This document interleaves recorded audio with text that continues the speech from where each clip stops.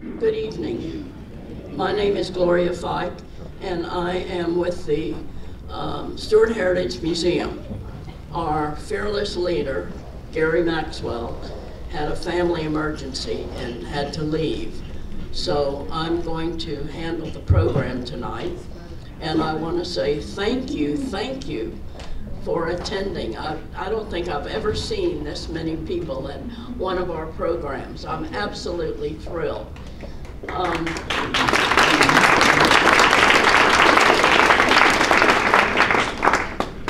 We have with us tonight the chamber choir and boys ensemble of the Murray Middle School, led by Dr. Anita Caswell.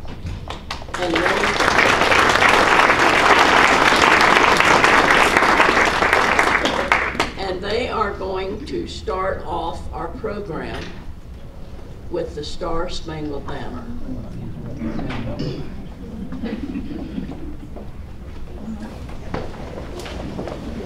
Dr. Caswell.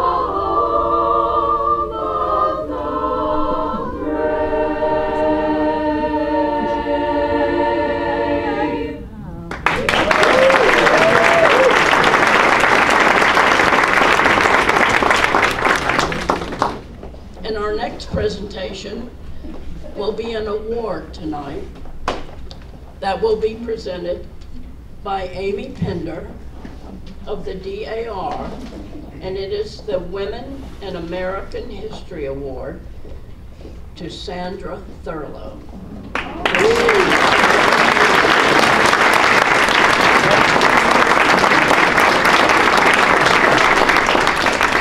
Thank you.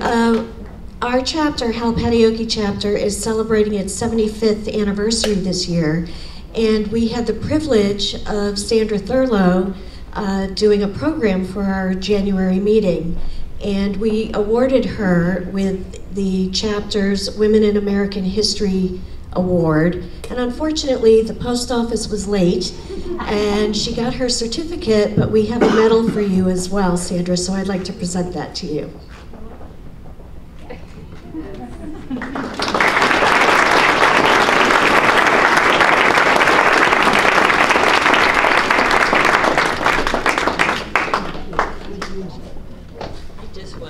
I want to take as little time as possible, but it's a great honor, and you know Alice Luckhart received this herself, and she was so proud of it, and I'm very proud to follow in her footsteps with the DAR award. Thank you, Amy. Thank you.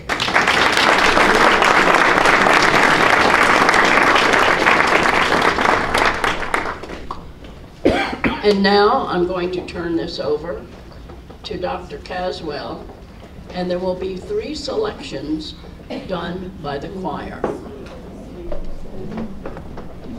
Good evening, and thank you for having us.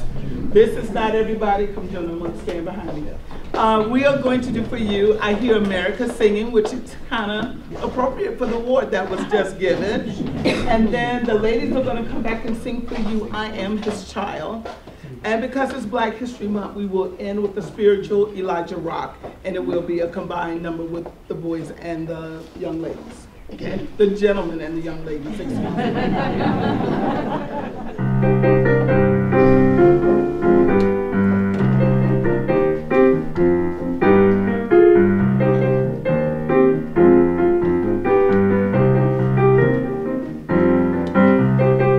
I hear America singing of its goodness. I hear America singing strong. I hear America singing of its beauty. I hear America singing today. Oh, walk together, children. Oh, walk together. Oh, walk together, children. Oh, don't you get weary. Talk together, children. Oh, don't you get weary. There's a great camp meeting in the promised land. Sing together, children. Don't you get weary.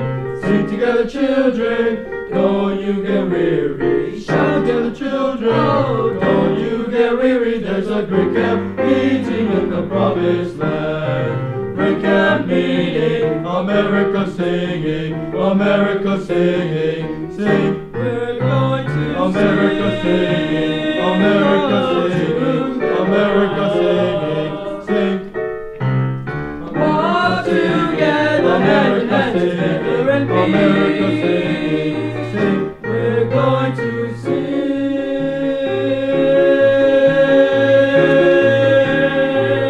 And never die.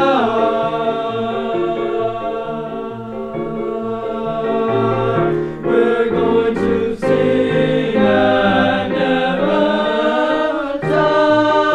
die. Sing and never die. There's a breakout meeting. Breakout meeting. And America singing. Breakout meeting. Breakout meeting. In the promised land. America singing. Breakout meeting. Promised land.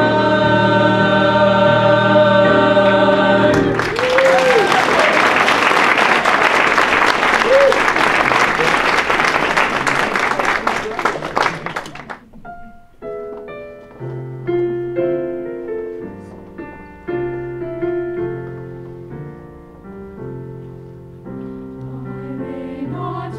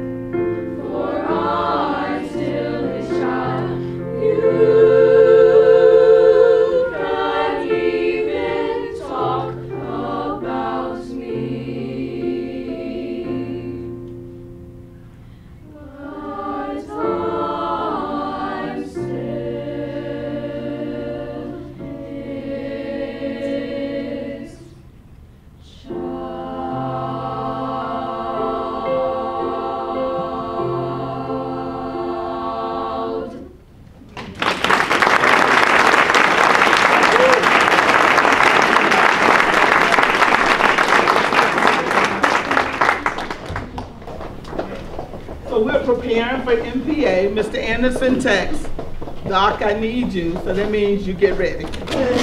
I got ready. So we are here because he asked, and it's always a pleasure. Thank you so much. This is just a part of a 160 group of kids that I do have.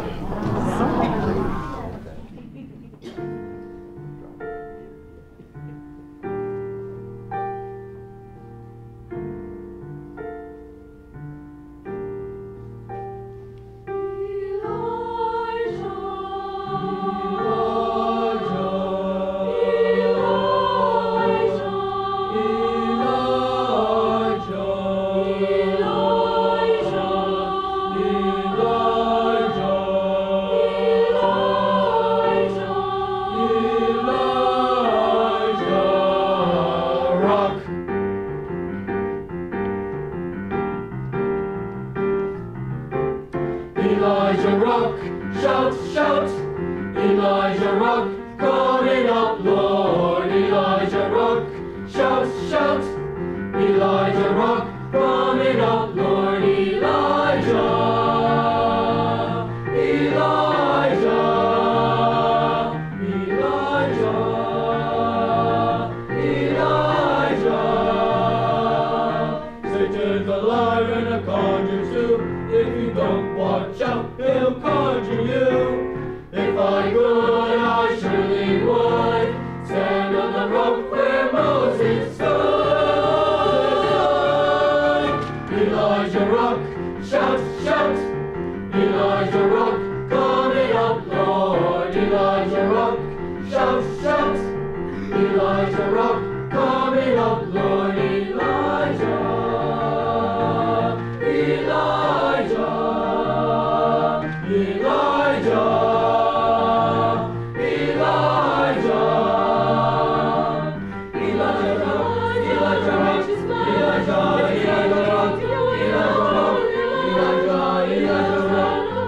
Elijah, Elijah, for the God he adored. Elijah rock, shout, shout. Elijah rock, coming up, Lord. Elijah rock, shout, shout. Elijah rock, coming up, Lord. Elijah, Elijah, Elijah, Elijah, Elijah rock, Elijah rock, Elijah rock, Elijah.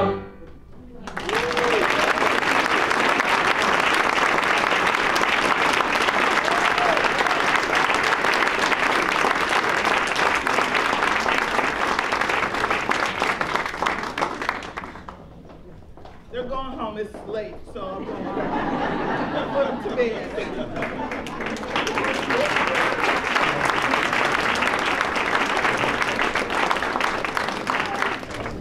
We are honored tonight to have a longtime resident of Martin County, Dr. Anthony Anderson. And Tony, everyone knows him by Tony, I think. Anyway, it just so happens that I was fortunate enough to know Tony's father, Jesse, Reverend Jesse Anderson. And of course, I knew David, his brother, worked on his campaign. So it's kind of like old home week tonight to see a local come in and join us and give us some great information on the schools and segregation in Martin County. So without any further ado, I'm turning it over to Anthony Anderson. Thank you.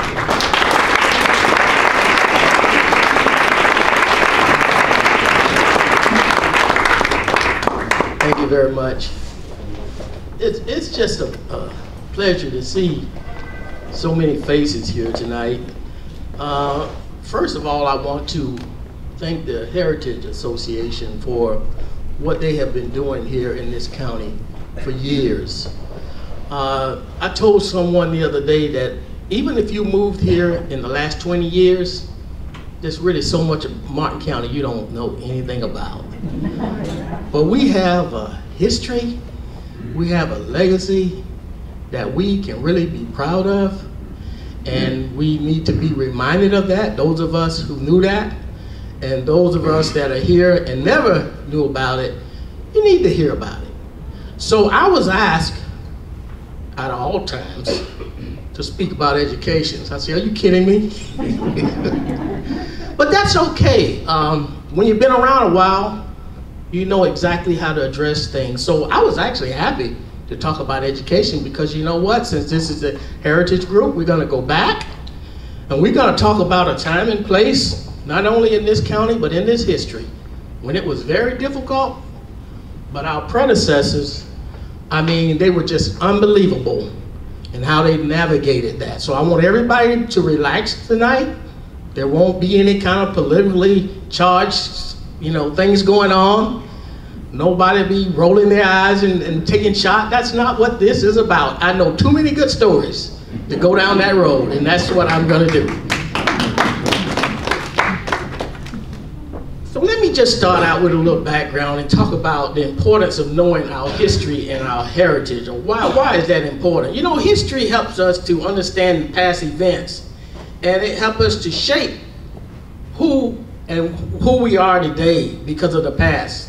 It is lessons from the past that can teach us about ourselves and how we came to be.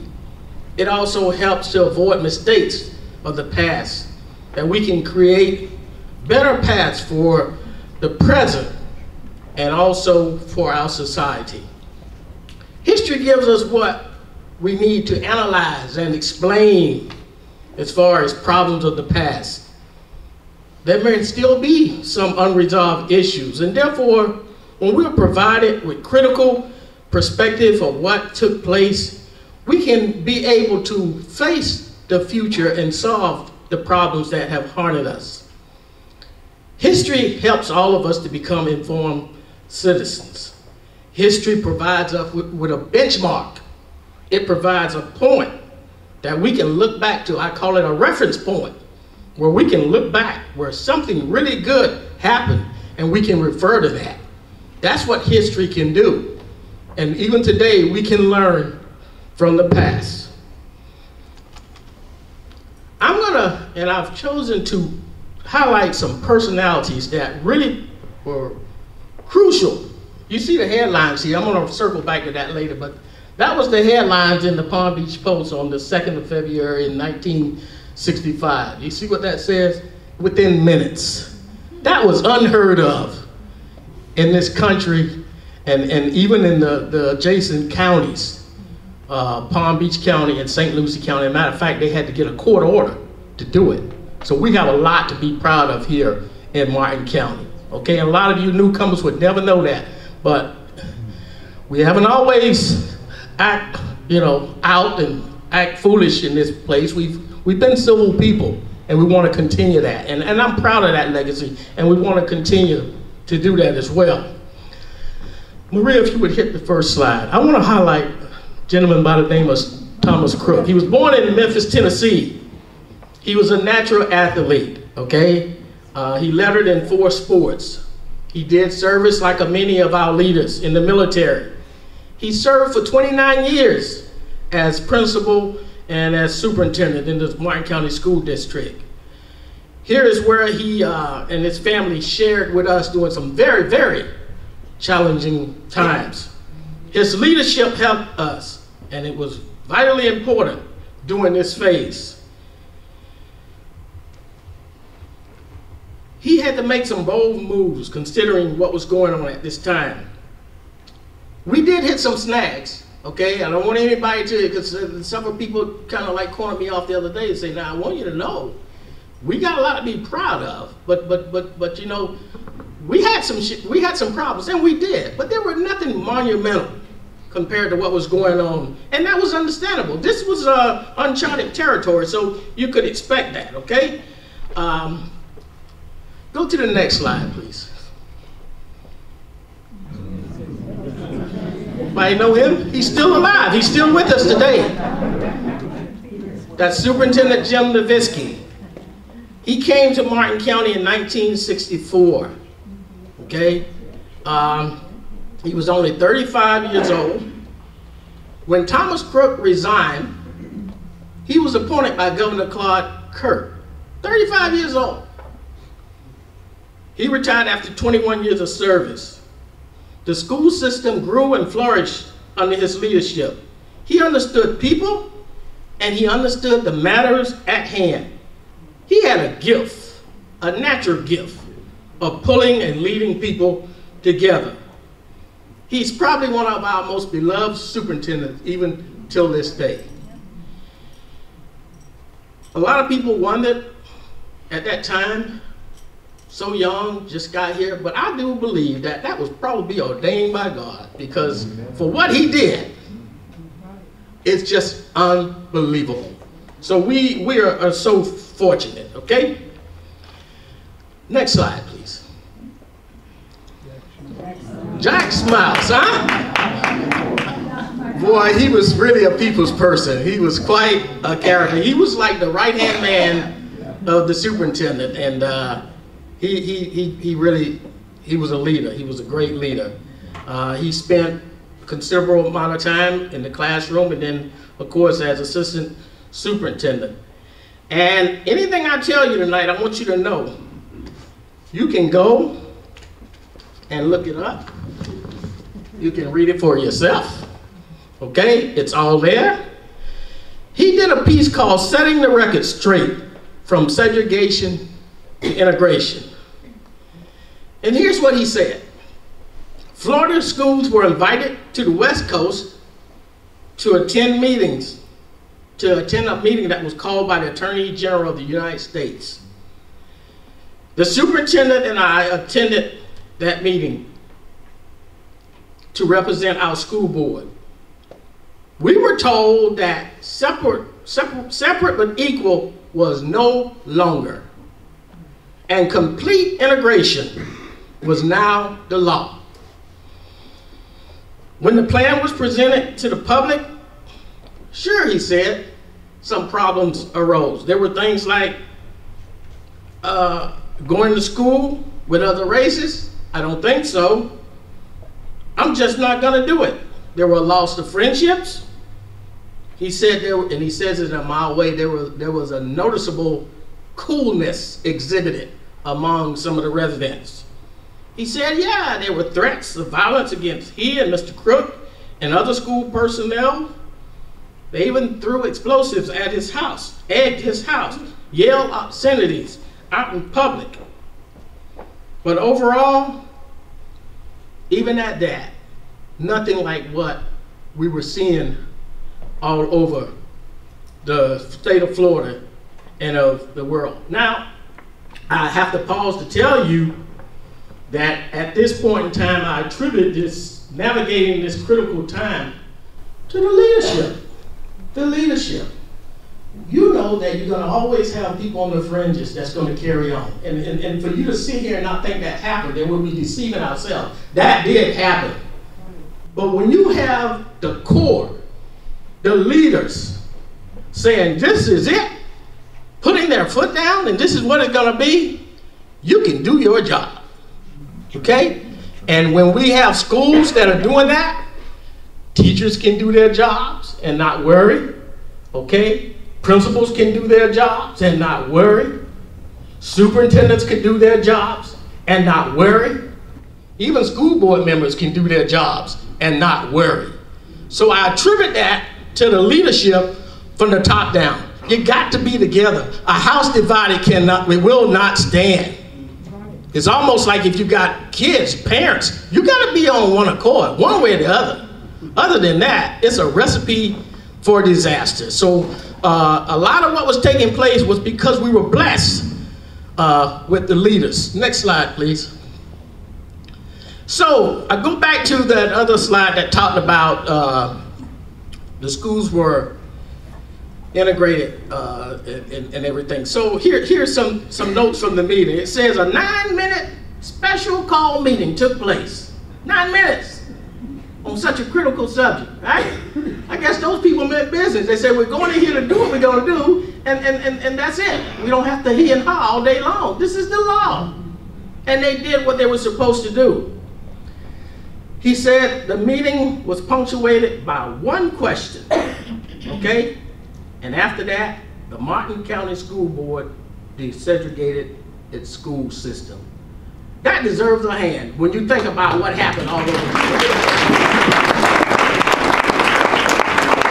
Here's another key point. The school board unanimously voted. Give them a hand again. Was no split decision. All 5 members, Frank DeStefano, okay, T.R. Chambers, Henry Graham, Joseph Greenless, and Janet Alderman, I think was the name, okay? They were all together on this. But that's a picture of them, and that's Superintendent Nowitzki there. So we had an all-white board, but they did the right thing. They were looking out for everyone. And that is something to really be proud of. We should really be proud of that, okay? Yes. Go on to the next slide. And it's ironic, this is Black history, but Black history is American history. In American history, everybody had a hand in Black history, okay? Had it not been for whites, we would probably still be where we are. Let's not deceive ourselves. It wasn't all about what blacks did. There were good-hearted white people that did the right thing. And I really tip my cap to them because they had everything to lose and nothing to gain. But they stood firm on their faith and what was right. Lord knows if we can only go back to that today, we will be a much better country. But that's a story for another day. Here's Gibbet Miller. Gibbet Miller was homegrown, okay? He grew up on 20 acres of waterfront property down where Lob Lolly Bay is. He had the best life there off of Beck's Lake. I knew him well. We knew the family. We spent many times there. As a matter of fact, eventually our family owned some property down there as well. Oh, if we only had it today. But we had a very close relationship with he and his family. He was a local boy, as I said. He attended Stuart Training School. And like a lot of the young boys at age 18 when he graduated, he went to serve his country. He went to Europe, and he was in France. And when he was actually fighting over there on the 3rd attack of the Normandy Beach, he put his time in. He moved up the ranks and file when he came back as a teacher.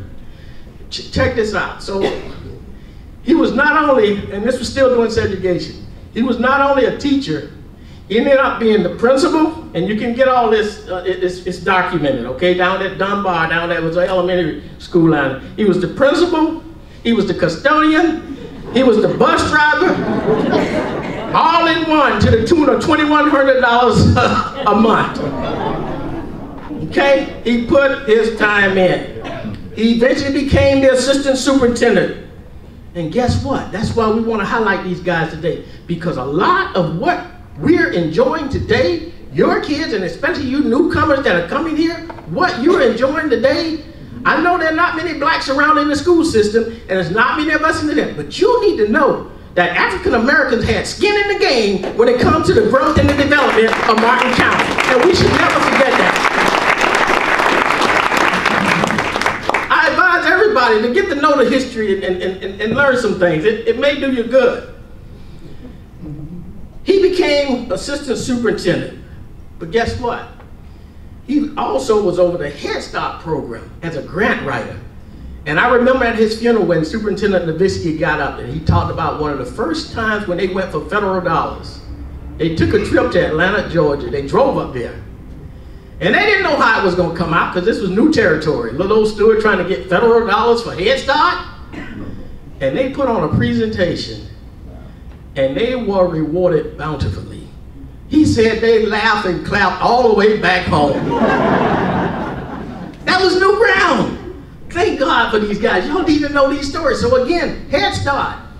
We've come a long ways, but everything has a, these guys were the foundation. They were the bedrock, and we should never forget those that came before us. We owe it to them, because without them, it would not have been us.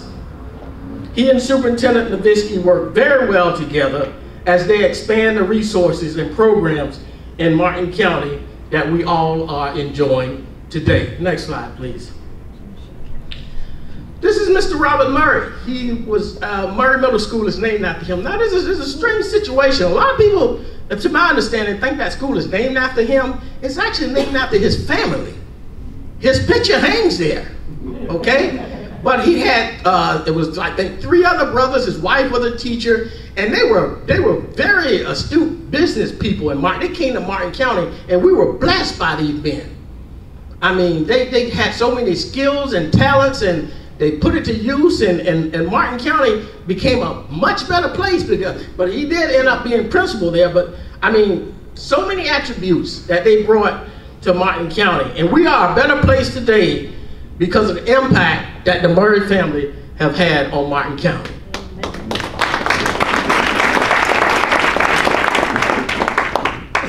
I want to talk about, next slide, Felix A. Williams.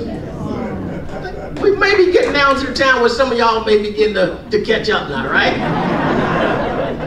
But you know, I have to tell you, I mean, I'm old, but I'm not that old, but I was a young guy, but everybody that I mentioned, I remember them as a little boy. I was blessed to know them, and I remember their words of wisdom. They took time out to talk to young kids. One of the things Mr. Felix A. Williams told me, young man, I'm gonna tell you something right now. Whatever you do, when you start working, save some money. Save some money. What advice, huh? They always had. Mr. Murray told me I went there to pay rent. My oldest brother Jesse was renting one of his places at the time. And I went there to take the money. And Mr. Murray, I was getting ready to leave. He said, hold on, wait a minute. He said, don't you ever give anybody money without getting a receipt. And he wrote me a receipt. You're talking a primary source, folks. This is not anything I read in the book or in the newspaper. I knew these people firsthand. Primary sources for all of you history majors out there, that's about as pure as it gets. Okay, first-hand encounters. I was so blessed to know all of these great people. Mr. Williams, like the others, after he finished high school, he spent time in the military, serving his country. Guess what? In 1957, he was named State Teacher of the Year, so he must have been quite a guy, huh? In Florida. He must have been quite a guy. The impact that he made here in Martin County is captured in a documentary book titled A Man and His Legacy.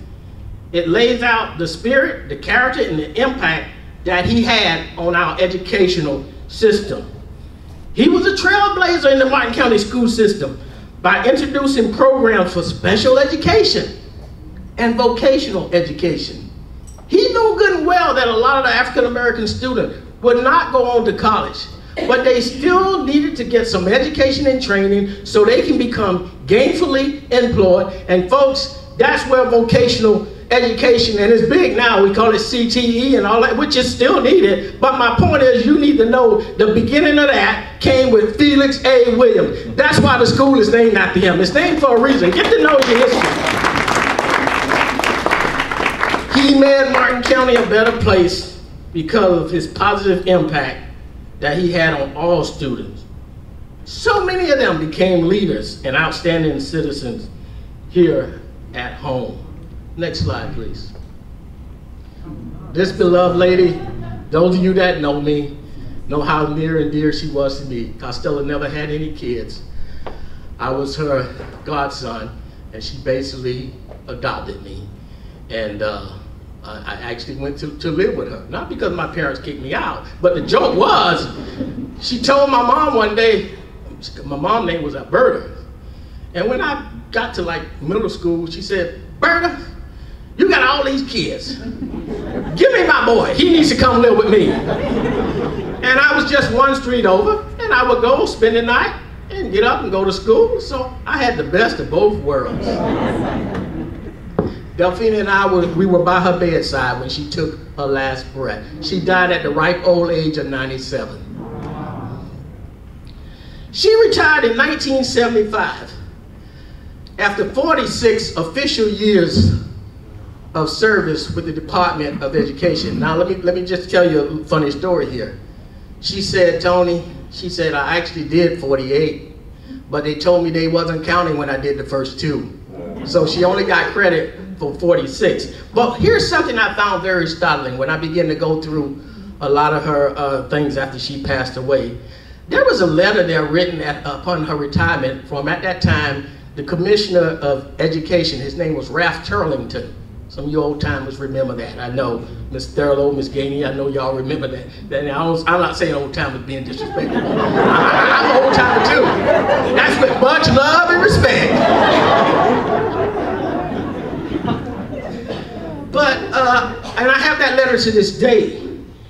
And he wrote the letter basically, you know, congratulating her for the time that she put in as a teacher, and she was also a principal and whatnot. But she was really, well, let me finish this story first, and I'll tell you this. So, what was really striking in the letter? Now, you got to figure this lady's been working for 46, 48 years, right? One line in that letter that always stood out, and I still have it to this day, and I'm going to turn it over to the one-room schoolhouse, Mrs. Yeah, I'm going to turn it over to them as well so they can have this for records, is that he said, I hope that you will really enjoy your retirement, because our records show that as of today, you have not missed a day in the last 13 years. Can you believe that? Coming down to the end of her career and got a streak of 13 years? When some of these young ones can't go for, we'll leave it at that, right? But that's what she was. But she was known as, and those of you that have not heard about it, Google Mrs. Williams' one-room schoolhouse. That's the old building that's been preserved in front of Murray Middle School. Very historic, very important to the community, because during segregation, and you know, it wasn't a whole lot of us around, but she had, at one time, grades 1 through 6. Curie does an excellent job of narrating that. You all need to see that. It's a teaching tool to motivate. Okay, history is there to motivate. And I used to show it to my kids, and they were so excited about this little one-room schoolhouse and everything, and they thought it was the neatest thing in the world. Well, they couldn't do any better, but you know what? She did more with less. Much with little. And out of that one-room schoolhouse, she turned out some of the most productive citizens in Martin County. My brother David was one of them. She left an indelible impression and impact upon the lives of black students. And we will never forget her contribution. Go to the next slide, please. That's my father, Reverend Jesse Anderson. Now you gotta understand something. Everybody knows David, but you gotta understand something. David was the so-called educated one during that time, but David come out at a young age, 20 years old, and started teaching when all of this stuff started going on. Well, guess what? David couldn't get involved in that because he wanted his job. You know what I'm saying? He really couldn't get into the politics. He didn't do his thing until towards the end.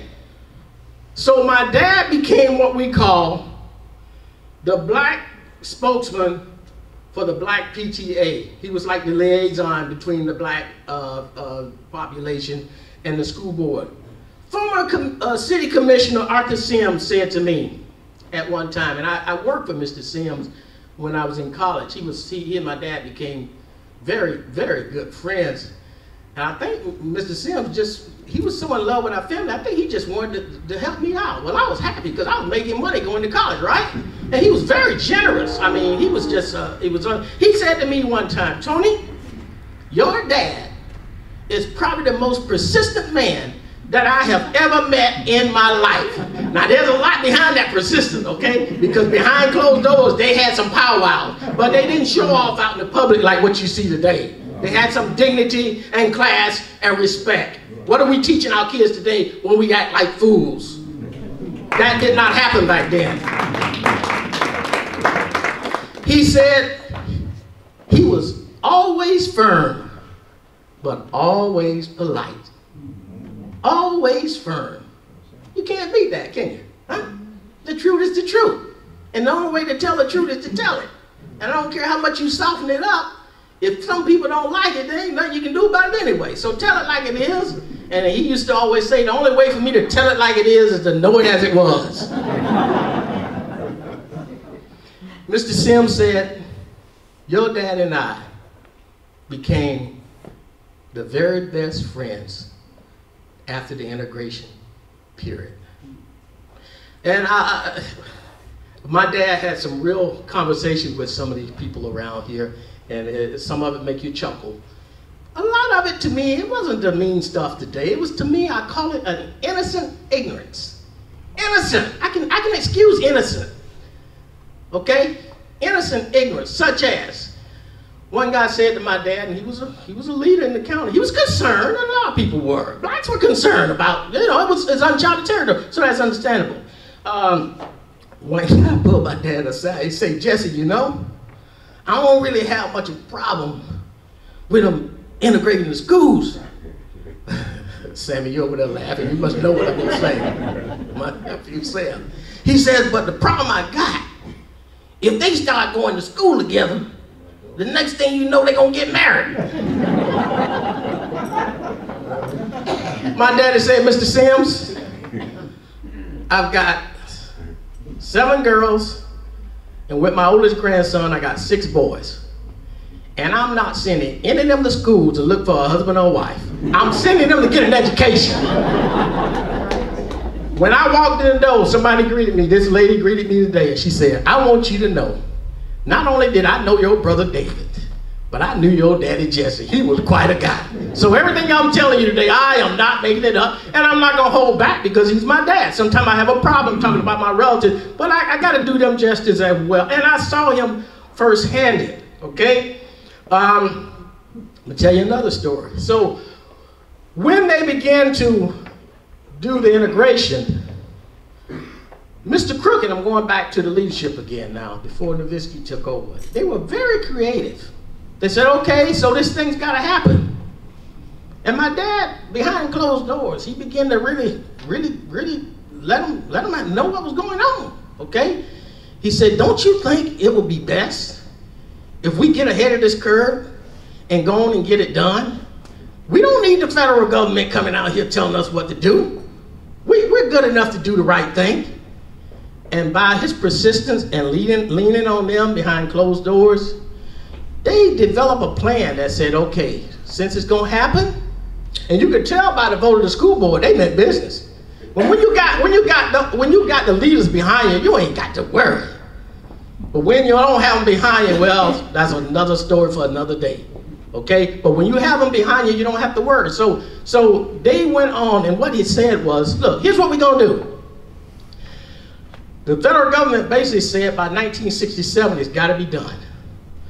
So they said, coming up on 1966, we're gonna do a voluntary test run. And we're gonna go ahead, it's not gonna be mandatory, but we're gonna experiment. And we're gonna extend this thing to blacks to come over. And let's see how this thing. Now, a few did go, but what it did, it began to break the tension and let people know that this thing was real. And the few that was really having a heartburn, they figured that after about a year, maybe you drank enough Maalox, you'll get over it. So it gave them time to get ready for what was going. So that was real creative. That was, a movie should be made about this place for what they did if you want to know the truth. They did it like nobody else. I'm just telling you the truth, okay? So they went on and they did that. But before they did that, they began to make some personnel changes. So one of the things they did, now Murray was an all-black high school at the time. They had a very capable man there, Dr. Walter Odom. And for whatever reason, Mr. Crook decided to appoint Jim Nowitzki as principal. Now follow me closely. He was new to the area. He appointed him as principal. Well, the students weren't hearing that because nowhere in town was there any blacks going over to white schools at that time. Why you want to do that to us? And they actually had a protest. It was a peaceful protest, okay? And they reversed that decision. Tom Crook resigned, went to work for the federal government, and the governor appointed Mr. Nowitzki, who they did not want as principal, as superintendent. But I think God was in the plan because he became a very good superintendent. So it worked out anyway, okay? But Mr. Odom was very capable, and as a result of that, he ended up leaving the county. So we had some things that people had to contend with. So again, everything wasn't squeaky clean, but compared to what was happening, man, we were really okay. Another thing happened. So when they integrated the schools voluntarily, somebody in their infinite wisdom went down and took Mr.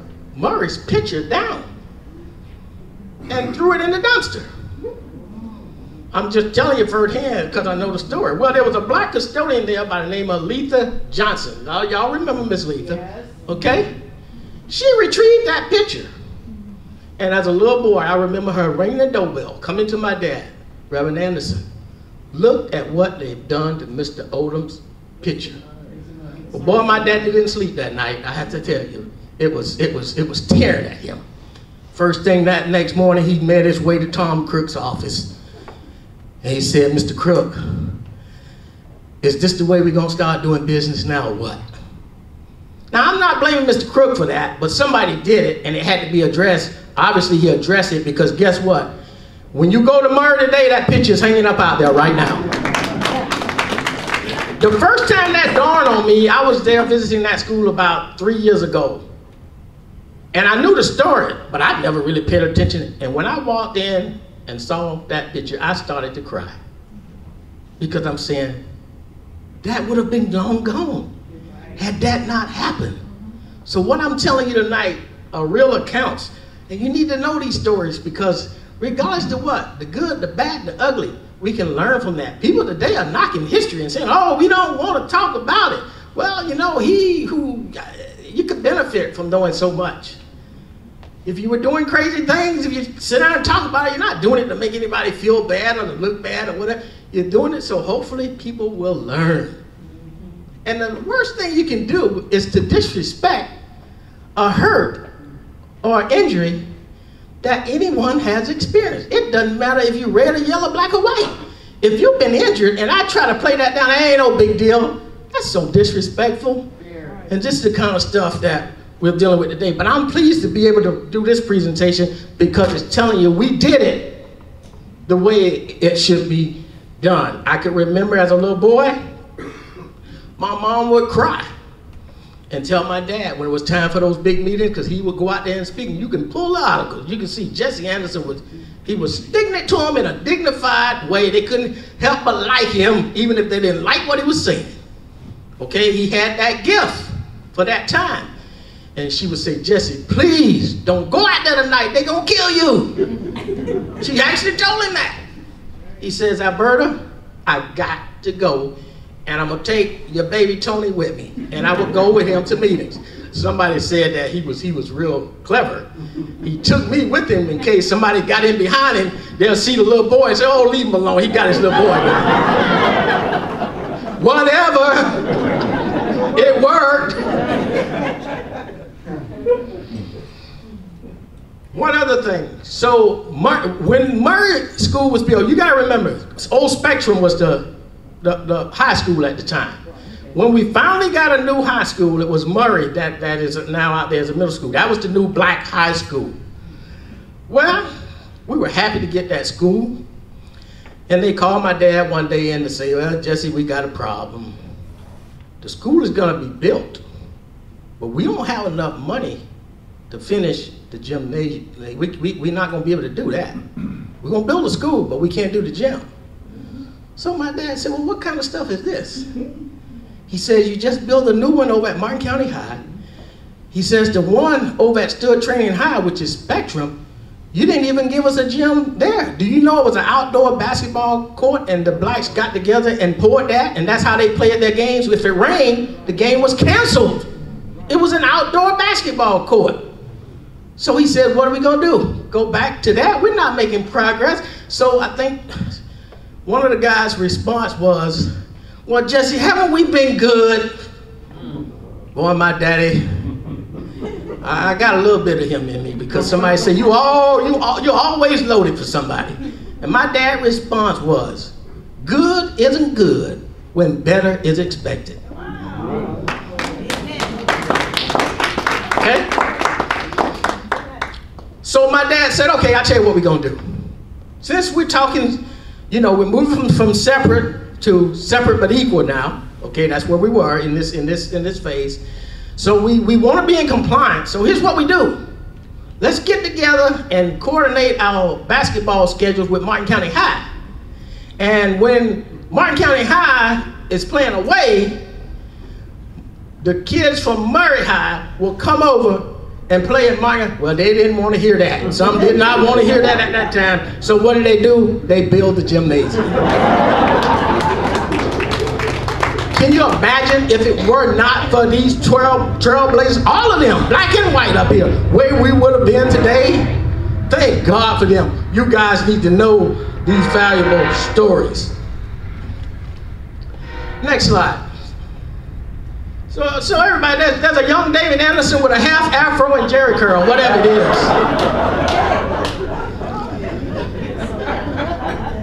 A lot of people thought David was my daddy until this day. That David ain't my daddy. He's one of my brothers. Okay? At his funeral, former superintendent of schools, Frank Brogan, and former education commissioner, also he was the former lieutenant governor. He said that David Anderson, he never worked with a man that had more common sense in his approach to complex matters than anybody like David Anderson. David had a knack for pulling people together. He had a gift. He really did. And he was in education a long time. Now, a lot of people are applauding him for his school board service.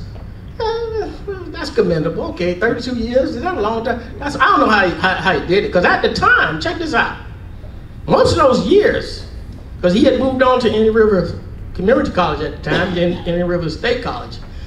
David was vice president of student affairs at the college and on the school board, as if the school board is not enough to run you crazy, okay? So for years, that's what he did. He put in like 46 years in education, 32 years on the school board. He got the nickname, the Bo Jackson of education, because he was doing really two real duties there. And he did it, it was unbelievable. While that's commendable, that to me it was not his biggest accomplishment. And I want to tell you what it was today, because a lot of you don't know this, and you need to know that. Okay, now, so somebody said to me the other day when I was talking about, well, what could top 32 years? I'll tell you what can top that. So when David got the job at the college, he was dean of instruction up there. He wasn't vice president right away. David, living in Martin County, he had that insight and that fortitude to say, you know what? We're growing in Martin County. We need to expand and have a branch of the college in Stuart for our kids. I was in 10th grade, okay? Those of you that's been around, Vicki Davis and a lot of you others that are in here, Miller, you remember that old building there on US 1 called the Rochman site? Lee Roberts, you know about it. It was an old dilapidated building. I met Mr. Rochman. I went down to Margate where he lived, okay? Years later to talk to him about something else because I knew of his good works. And he donated that building, or he let them lease that for I think a penny or whatever. And on the weekends, David lobbied the president of Indian River State College at that time, because he was working closely with him. His name was Herman Heisey. Wasn't Dr. Massey at that time. Herman Heisey. And he leaned on him about bringing that site here. Dr. Heisey got so tired of David and said, I'm gonna fix you real good. We're gonna go ahead and open up that site and I'm gonna appoint you as Dean of Instruction down there. You're going down there. And David is credited with bringing higher education to Martin County for all the kids. All of the kids, black and white, Hispanic, you name it. This is something that a lot of people don't know about. That was just quite a feat in order to do that, okay? So that's one of the things I'm most proud about, him bringing that here. Next slide. That beloved man there? Oh man, Don Wallen. He came from Kentucky in 1966. As a youngster, like a lot of the others, he had a record here. He took basketball to an unprecedented level. He had 219 wins and 37 losses during his time. He came here at a time when all of this was taking place. And again, I do believe he was God sent. He did not have a problem going over to East Stuart and recruiting those kids and saying, listen, we're getting ready to have an integrated basketball team. And he taught them the values of teamwork, okay? He was like a father figure to a lot of them, all right? And with his experience and expertise, and this is quite an accomplishment. Do you know how hard it is to win a state basketball championship? In the 70s, Don Walden and that Martin County basketball, which was the only basketball team in town at that time, okay? They won a state championship in 1972. In 1973. And in 1979. And tonight, for your entertainment or whatever, just to know, primary sources, I want to introduce 3 other guys that played on that team. I want to say something about them first of all. First, I want to introduce Lem Johnson. Stand up, Lem. Woo.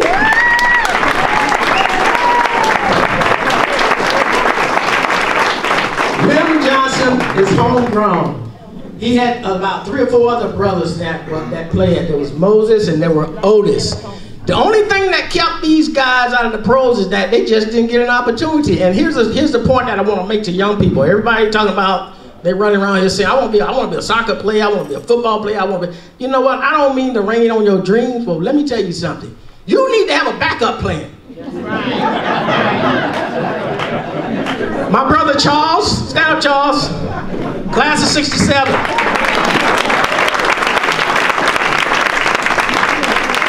Charles helped to integrate the baseball team. He took them to the state finals, starting shortstop, highest batting average during that year, okay? The only thing kept him out of the pros, he just didn't get the opportunity. That's all. And that's the only thing kept a lot of them out of there, okay? The other superstar, Arthur Kitchen. Stand up, Arthur Kitchen.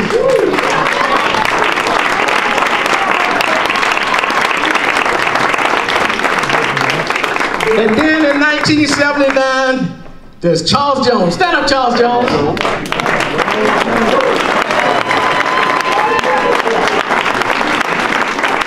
And let me tell you what's really impressive about these guys. And it has a lot to do, first of all, with their home training, with their teachers, with Mr. Walden, but also with them. These guys were not hard-headed. They were respectful, unlike what we're seeing today. I told Johnson the other day when I talked to him, I said, man, you know, I was always amazed by you and your brothers.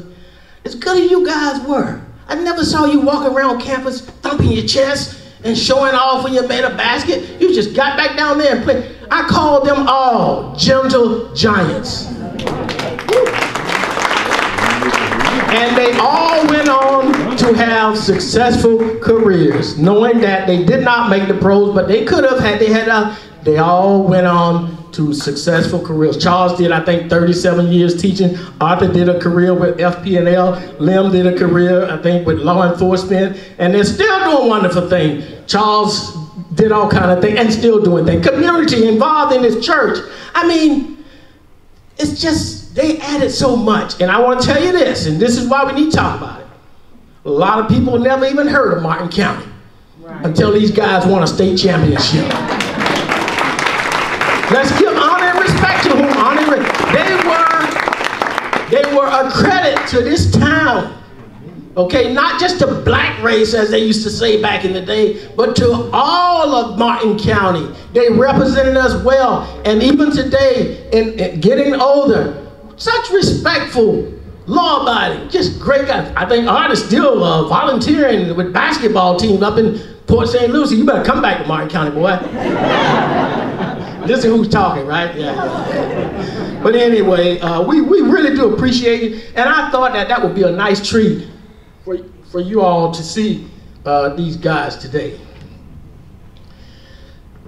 Now, early on, we when we were segregated, and here again is where you can take what seemed to be a bad thing, and it worked out for a good. We were segregated, so we needed black teachers. So blacks began to hear about Martin County. It was a nice place to live. And as a result, a lot of them wanted to come here to work because they knew it was a nice place. So we were blessed with so many good teachers. Now, on another night, we could talk about some of the teachers. So I'm just touching just the tip of the iceberg, but don't even get into teachers. And we have some of them sitting here. Mrs. Gainey, not only a teacher, she was an administrator and whatnot. We got teachers all in here. So I'm not gonna get into that tonight because we'll be going forever. But the point I wanna make, they heard about Martin County and they wanted to come here.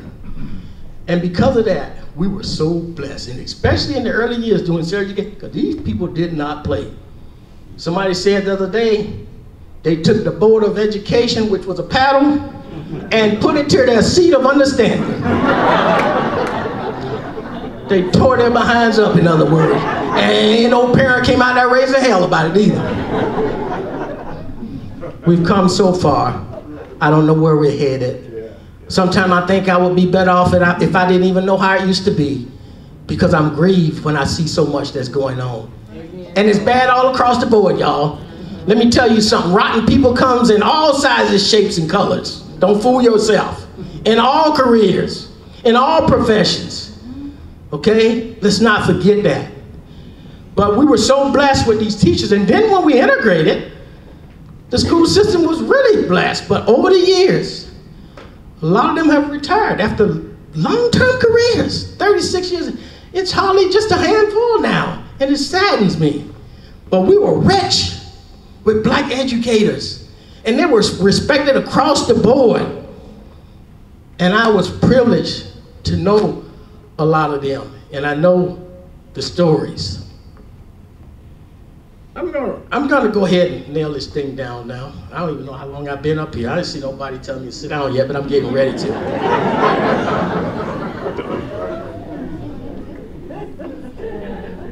What I will tell you is that when I look at the state of affairs today, I don't even want to go there. I don't want to spoil the night. But we need to get back to the city or somewhere. We need to do something. It's rough. What are we teaching our kids when we go out in public and show off at school board meetings? What are we teaching our kids when we go down to a city commissioner meeting? And you're passionate about what, and you should be. But there's a certain level of decorum that should always remain.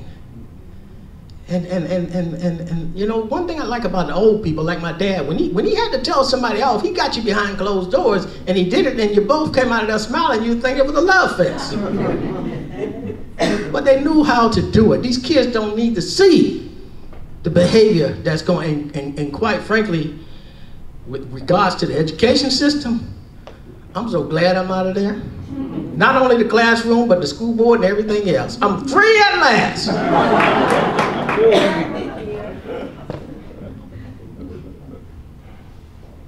I like what the English poet John Donne said. And this is where I look for inspiration in my hours of despair.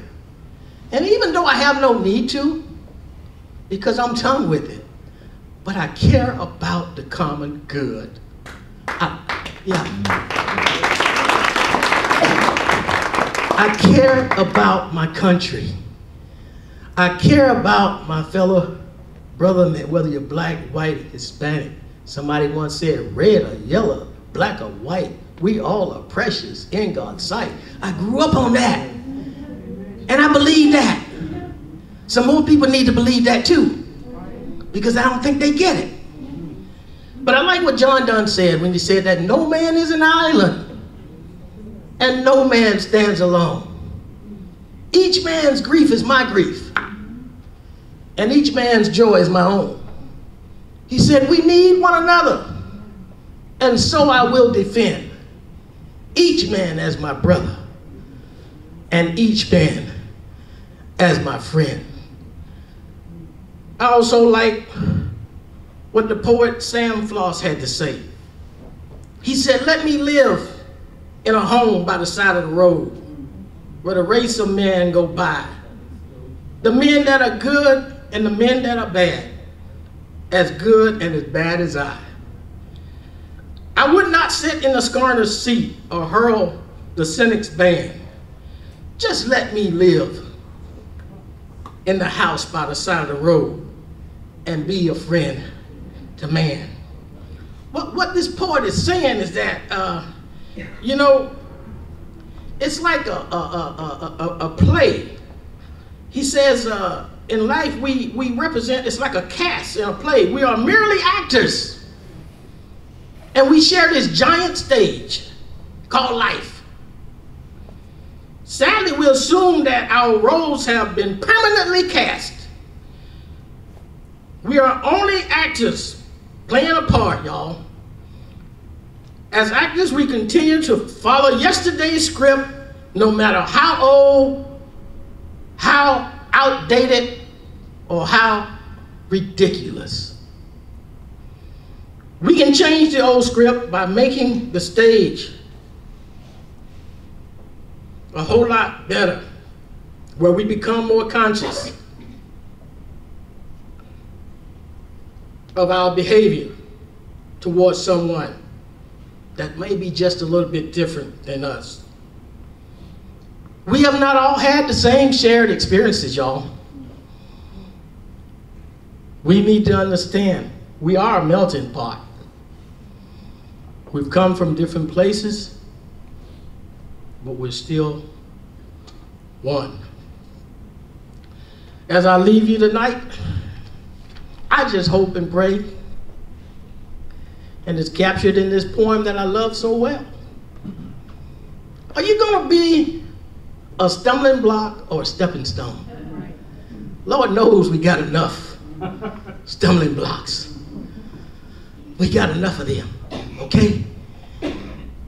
The poet said, isn't it strange that princes and kings and clowns that frolic in circus rings and common people like you and like me, man, we're builders for eternity. For each of us are given a shapeless mask, a bag of tools, and a book of rules. And each will fashion, as time goes by, a stumbling block or a stepping stone. I'm pressing on the upward way. New heights I'm gaining every day. Still praying as I onward bound. Lord, plant my feet on higher ground. I want to scale the utmost heights and catch a glimpse of glories bright, but still I'll pray till heaven I've found. Lord, lead me on to higher ground.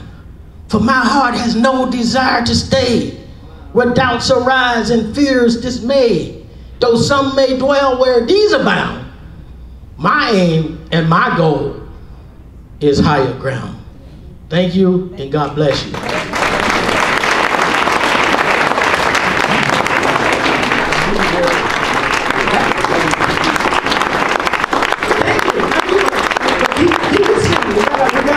We're going to have a few questions, and I got one other presentation to make. So we're talking about teachers and how there's not that many of us around, right?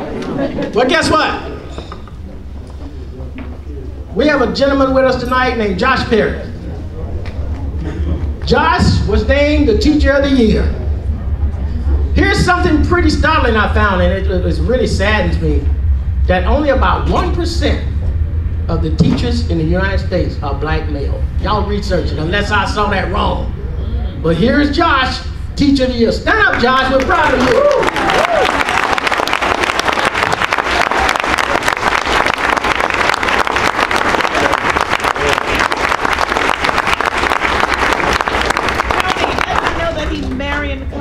Grandson. Yes, he's Maris College's grandson. Everybody know long-term educator Mary Covington? Right. Okay, so I'm gonna open this up for some questions.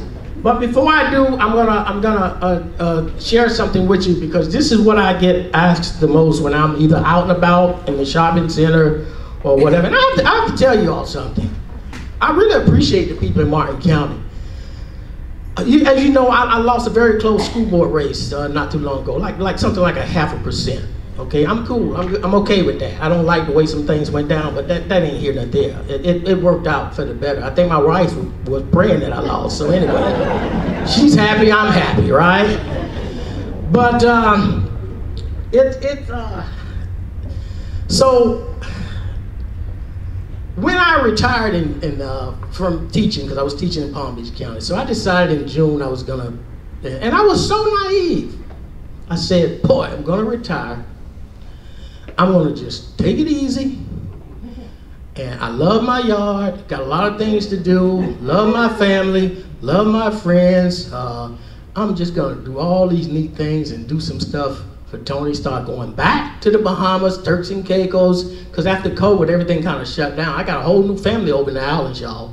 A whole new life over there. It's a good one too, okay? But after COVID, I just put the stopper on it. So I was like, all these things, and I'm gonna do it. I even gave away a lot of my nice shirts and suits. I send them away. I'm gonna walk around with t-shirts and shorts, and that's what and I really thought that. Well, about a month after I lost the election, I got a call from somebody out of county, and they said, we want to meet with you.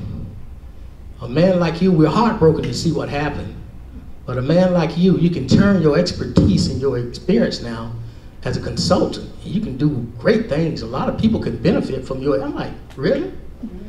I thought when you did this, you retired, and I wasn't even thinking about something like that. And whatever we usually do, if you read the pamphlet, we're a very charitable family, okay? Never seen such poor people give so much in all your life. Somehow we do it. Okay? So the call came, and it was really amazing. I signed a contract to do some things. Here's what I'll say. I'm not going to get into the details, but I am doing some consulting work for several institutions. I'm not going to really get into who it's with and all of that. I mean, there's one organization I probably will talk about, because there ain't too much you can do to them anyway. But my point is, I do know that I had some political enemies out there, and people these days are nasty. Amen. They'll probably call and say, oh, you know, he believes in critical race theory, which is what they said when I ran, and he's a racist. I'm sorry, I don't mean to spoil the night, but these things were said, okay? And people that don't know me might believe that, and it could cost me some problems. Not that I even care, because I can't miss one another, but that's just wrong, okay? And I know I'm a changed man. I think even my brother Charles made an observation. He said, boy, I'm gonna tell you something. I'm so proud the way you handled this election. He said, you're supposed to be raising hell. Now, as you get older, you get wiser. And it didn't really matter at that point in time. I had had enough. And I think it was time to move on. But the calls kept coming. And there were other opportunities. So people want to know what I'm doing. Here's what I'm going to tell you.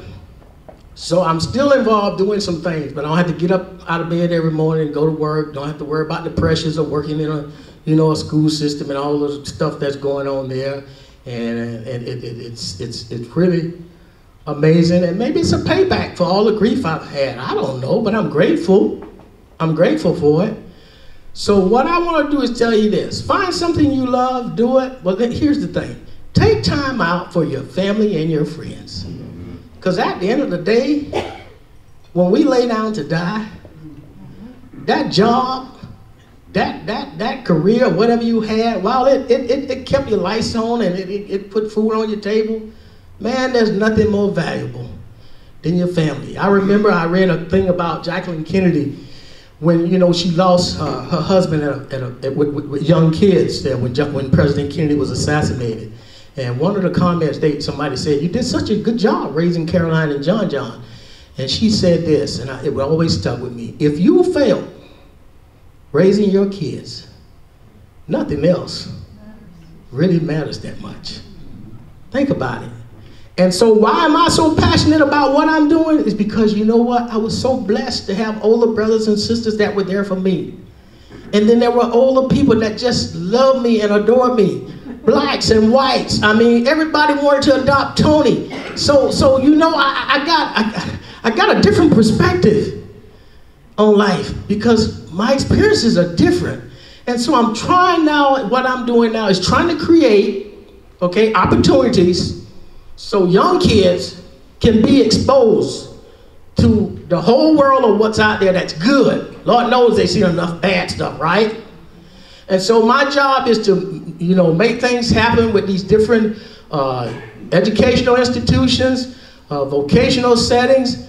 And so the best way I can tell you, and then I'm gonna go back to enjoying my family and friends, and some of you all are sitting in the audience. We've been putting a lot of things on hold, but get your bags packed. We're gonna be headed to the Bahamas or the Turks and Caicos Islands soon. We're gonna leave all this foolishness behind, and we're gonna go and chill, because we're fortunate to have a family over there, and it's a wonderful life. Never seen a poor boy have so much rich fun in all his life. I've been blessed. So I want to quickly go through some slides. As early as this past week, Thursday, okay? So one of the things when I was getting ready to retire, the principal tried to get me to come back for another year in Palm Beach County. I said, man, I can't. I said, it's time to call in. Mr. Anderson, you're needed. Well, I was over a program that was working with the Civil Air Patrol. There's something like the ROTC. Okay, and it's a wonderful program. And they were so attached to me until some of the top brass there, they said, man, we can't just let you go like that. You may retire from teaching, but you're not getting away from us like that. And so earlier I had taken the course, and I actually became, and you know, that's a good thing about that. You can be an old person and still join. The Civil Air Patrol is an auxiliary of the U.S. Air Force. Okay, that's what it is. And even if kids don't go to the military, the skills that they will learn, the exposure is just so important.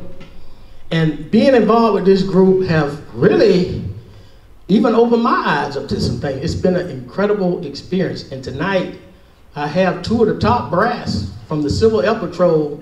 We just came back last week from MacDill Air Force Base in Tampa. We were there for 2 days. Can you believe this? They actually we took 22 kids over there. I think about 23, she says. Okay, I stand corrected, Colonel. We took, I don't know, about 15 or 16, they took about 15, 16 up in the cargo plane that refueled the fighter jets. Do you know to show you the confidence that the military have in what they do, do you know they took these kids almost into Washington, D.C. and fueled a fighter jet while they were doing it, never touched down, and brought them back to MacDill Air Force Base. An incredible experience. Everybody was so nice. And what am I doing? Because I get a lot of calls from people that say, we're so sorry, what happened to you?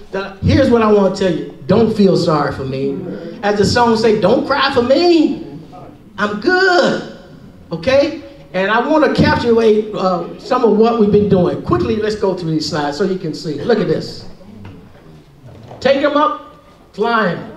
That's in Palm Beach County. We do that on a regular basis. These young kids, it's to get them exposed. We need more pilots. They don't have to be pilots. They can be mechanics. They can be air traffic controllers. Whatever is getting them out of trouble and getting them into something good. Okay, go to the next slide. This was at MacDill Air Force Base. These are two fighter pilots right here. These are the kids coming off. That's the plane they went in right there, okay? The pilots fell in love with Delphina. I had to quickly get her back to the car so we could get out.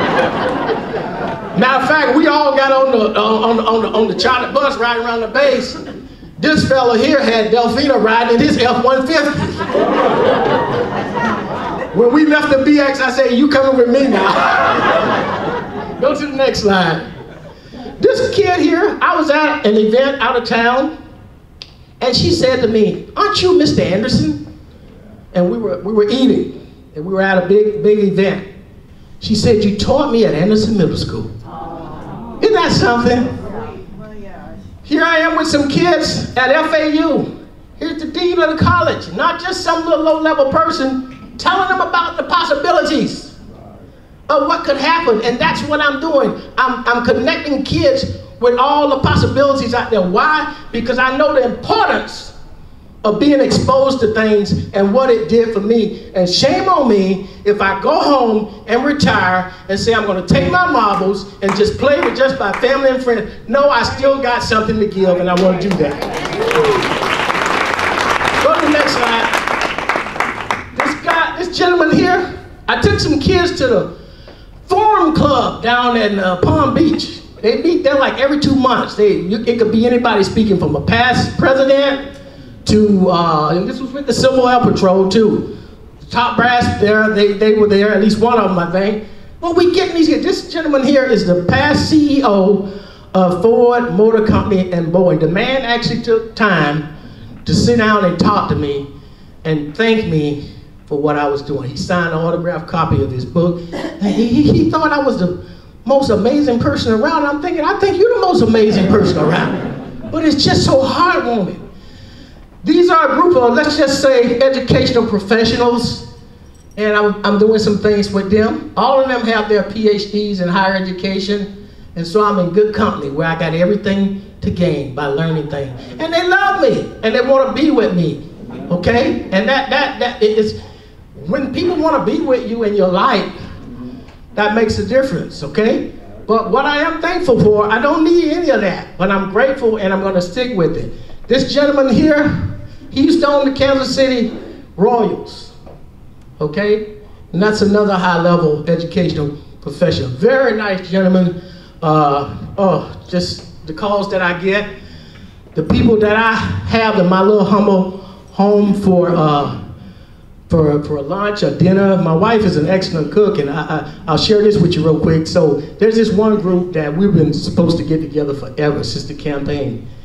And they said, Tony, the lady texted me like quarter late, we've been waiting over a year now. You promised that Delphine was gonna cook and invite us at your home, because we already heard, and we wanna come. She said, I'm giving you 4 days. Now you pick which one is good for you. And I turned on and said, Delphine, look at this. And we started laughing. So I picked the 25th of February, which is a Sunday, and it's also her birthday. And I think like 6 of them are coming to be with us. Isn't it wonderful when people like that want to be with you? Yeah. Go to the next slide. Had the opportunity since I've been out of office to meet not only First Lady Laura Bush and her daughter, but also about 6 months ago, was able to meet President George Bush as well.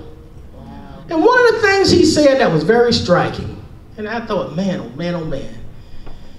And I think we all could apply, I know I applied to my life. He says, one of the things that got me through the hard times of my life was my faith and trust in God. He said, I credit that with everything. And tonight I can tell you, because of him, I'm not close to what I need to be now. You catch me on the wrong day, it might not be good. But what I will tell you, he has done a work in me where I just let it roll off of me.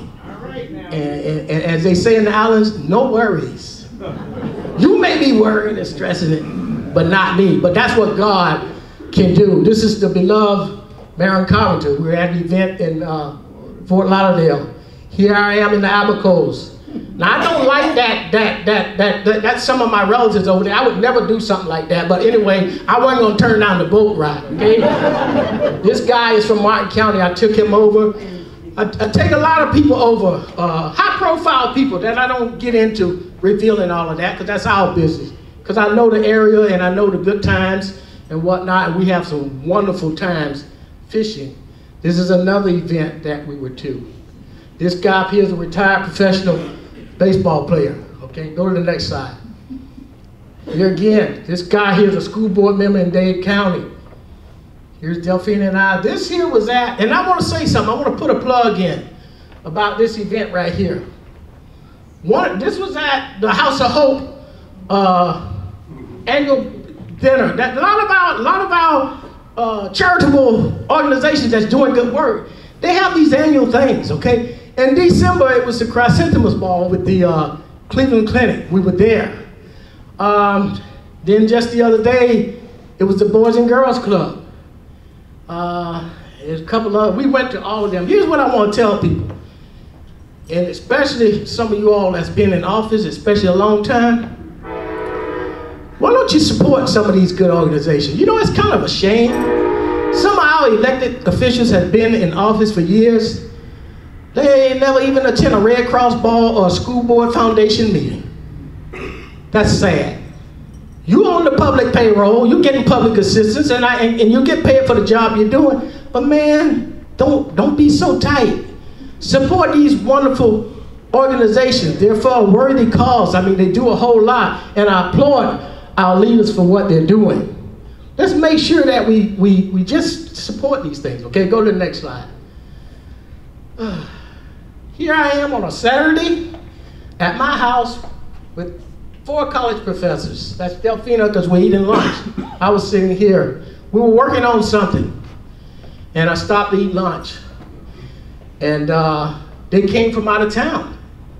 Okay, they wanted to come to my house. Mr. Anderson, we need to talk with you. I mean, it's just amazing that after retiring, thinking that it was all over with, that people see the value in you. And so I'm grateful for that, and I'm humbled by that. There I am speaking to some kids there. Civil Air Patrol, just an amazing program. That was the Council of the Arts. They had a big thing not too long ago. Support all these things. It costs too, you know? Next one. That's Dr. Massey. This was another event. That's the former president of FAU, John Kelly, in the presidential suite at a football game. Again, we're exposing kids to different things. We split them up in groups. That was down in Miami, taking them to different things. This is some of my beloved people right here in my county at an event. This guy here, his name is Skip Orr. He's deceased now. We attended FAU probably like 3 years apart. And I got a call one day from them, and they said, Skip Orr wants to meet you.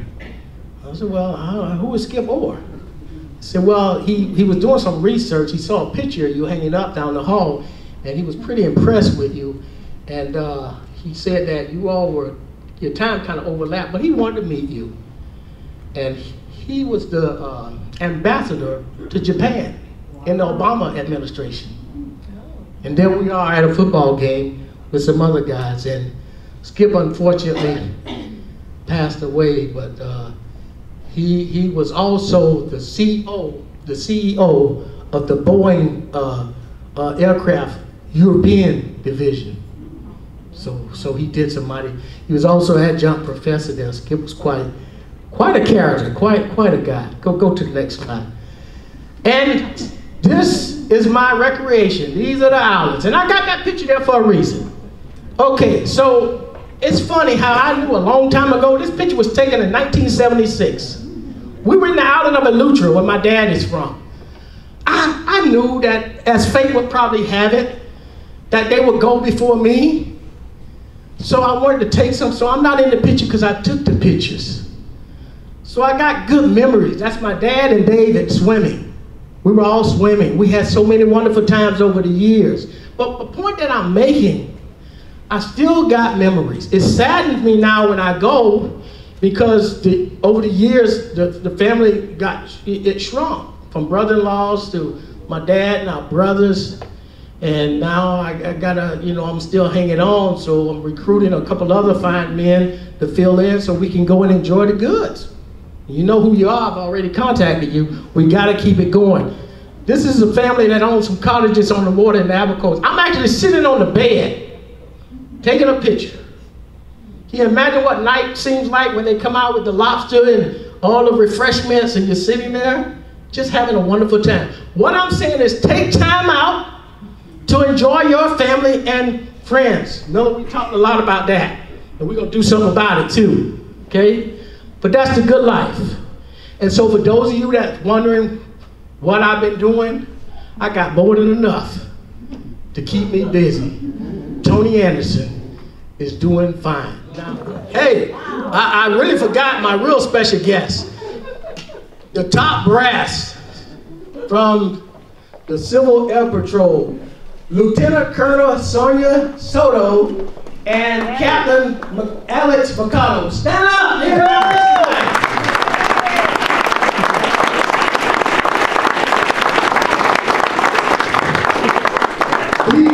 people are incredible, and we've done so many wonderful things together, and we got a slew of other things to do. Miss Soto was in Seattle, Washington with a group doing this. She's all over the place making good things happen, and they're in the Western Zone in the Palm Beach County School District in the Pahokee area. But they are very valuable, not only to the school system, but to the community around. And they have all the contacts with the higher-ups, and we're making a lot of things that we're planning now as we go about other events. So I almost forgot you guys. Thanks for coming over tonight.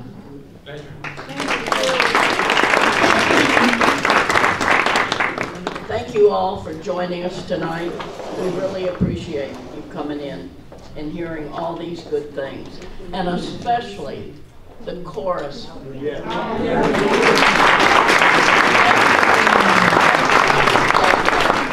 was a real treat. We were honored to have you. And we have some refreshments in the back, some cookies and whatnot. Please help yourself on your way out. Thank you. Good to see you. Yeah, you too.